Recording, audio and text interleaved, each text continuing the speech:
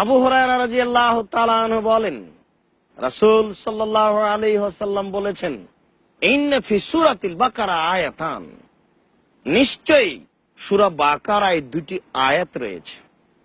ইউকরাউ ফি বাইতিন ইয়ানফিরু শায়তান মিনহু, যখনই কোনো বাড়িতে সেই আয়াত দুটি পড়া হয় তখন সেই বাড়িতে শয়তান থাকে না, শয়তান সেই বাড়ি থেকে বের হয়ে যায়, পালিয়ে যায়।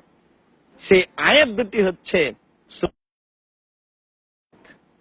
কেউ যদি সূরা বাকারার শেষ দুইটি আয়াত মাগরিবের পরে পড়ে বাড়িতে, এশার পরে পড়ে বাড়িতে, এই বাড়িতে শয়তান থাকবে না।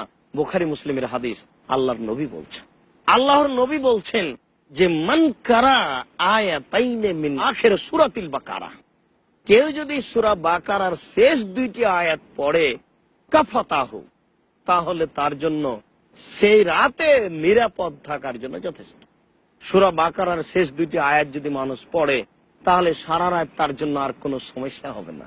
সম্মানিত দর্শক মণ্ডলী, সূরা বাকারার শেষ দুইটি আয়াত পড়লে বাড়িতে শয়তান থাকবে না।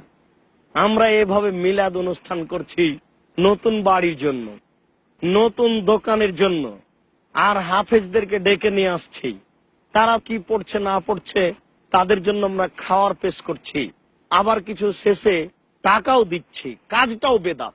খাওয়ালাম, এটাও ক্ষতি হলো নিজের অর্থের, আর এইভাবে পড়ালাম, পড়ার জায়গাতে পাপ হলো, এটাও ক্ষতিগ্রস্ত হয়ে গেলাম। কেননা এটা বেদাত, এটা রাসূলের পদ্ধতি নয়, এটা একটা রাসূলকে উপেক্ষা করার মাধ্যম। আল্লাহর নবী বলছেন, যেই বাড়িতে সূরা বাকারার শেষ দুইটা আয়াত পড়া হয় সেই বাড়িতে শয়তান থাকে না। আপনি নতুন বাড়ি করেছেন, কল্যাণ চাচ্ছেন, আপনি এখানে সূরা বাকারা পড়ুন, আপনি এখানে সূরা বাকারার শেষ দুইটি আয়াত পড়ুন। দেখুন, নতুন ঘরে, নতুন দোকানে, নতুন বাড়িতে, যে কোনো স্থানে যদি আপনি বরকত চান, যদি আপনি শয়তানকে দূর করা চান, সূরা বাকারার শেষ দুই আয়াত পড়ুন।